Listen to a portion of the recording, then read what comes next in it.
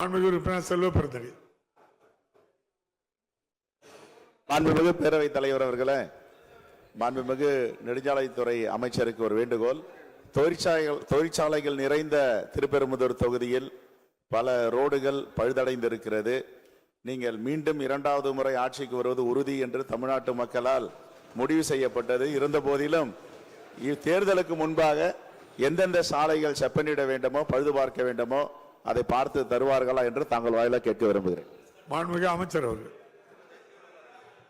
மாண்புமிகு பேரவைத் தலைவர்களே, நம்முடைய காங்கிரஸ் பேர் இயக்கத்தினுடைய மாநில தலைவர் சட்டமன்ற உறுப்பினர் என்னுடைய அருமை சகோதரர் செல்வப்பிரந்தை அவர்கள் அந்த கேட்டுக்கிற கோரிக்கை என்பது நியாயமான கோரிக்கையும் கூட. காரணம், அந்த பகுதியில் தான் அவர் தொகுதியில் தான் இன்றைக்கு ஒரகடம் என்கிற அந்த பகுதியில் நிரம்ப அங்கே தொழிற்சாலைகள் இருக்கிறது. இப்போ நானே அந்த பகுதியில் தான் அடிக்கடி வருவேன். அந்த அடிப்படையில் தான் நம்முடைய காஞ்சிபுரத்தில் இருந்து நேரடியாக வண்டலூர் போகிற பகுதியில் இப்படி தான் பழுதடைந்திருந்தது. அதை நானே நேரடியாக பார்த்து இந்த ஆண்டே அதுக்கு நிதி ஒதுக்கி அந்த பணிகள் நடைபெற்று கொண்டிருக்கிறது.